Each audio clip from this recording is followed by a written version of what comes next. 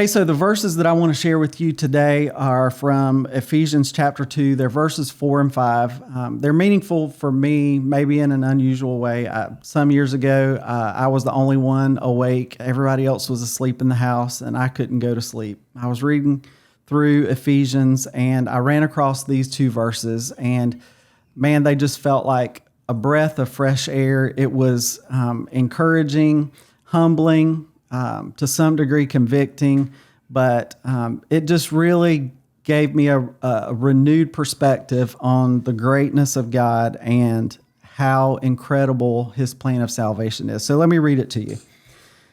Starting in verse 4, "But God, who is rich in mercy, because of his great love that he had for us, made us alive with Christ, even though we were dead in trespasses. You are saved by grace." Well, the first thing that jumps out is "but God." That's a transitional phrase. It means that something came before. And so what was it? Well, Paul was telling us in verses 1, 2, and 3 that we were dead.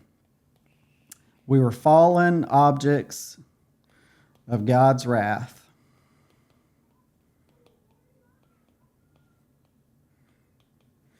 Well, that's not very encouraging, but it's the truth. Since Adam, we've been dead. We're born that way. And so this transitional phrase comes, and it is good news. This is amazing news. This is better than a breath of fresh air. It's better than a cold, ice cold drink on a hot summer's day. It brings fresh life to the spirit when you read this, and this has been your personal testimony, your experience. And so it says, "But God, who is rich in mercy." Now, not Elon rich. This is like never run out rich. It's inexhaustible. And so because of his great love that he had for us, he's made us alive with Christ, even though we were dead in trespasses. That parenthetical phrase, "even though we were dead in trespasses," that refers back to what Paul was saying in verses 1, 2, and 3.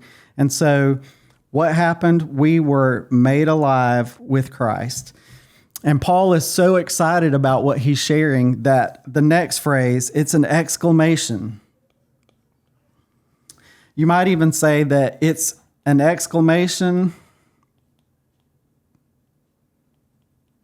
if I can spell, of celebration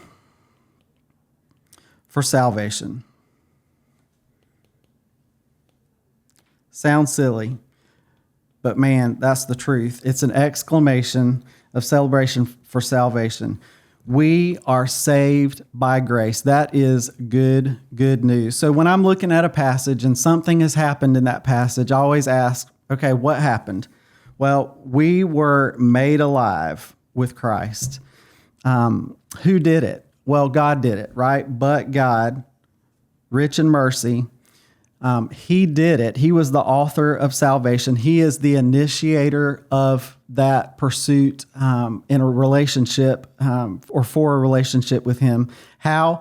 By grace, he made us alive with Christ. And why did he do it? He did it solely because he has great love for us. That great love for us, great there meaning it is a special kind of love. It is a love that, when experienced, is more meaningful than any other kind of love. You know, when we're loved by someone, how we feel about that, our emotional response is tied to who that person is in our life. What position do they hold? And in this case, it is great love because it is the God of the universe, the creator of all, the one who spoke the worlds into existence, who has pursued us. He has treated us with great mercy, and he has extended amazing grace to us because of his great love. And so what's the result? We are saved by grace. I hope that's encouraging to you. Have a great day.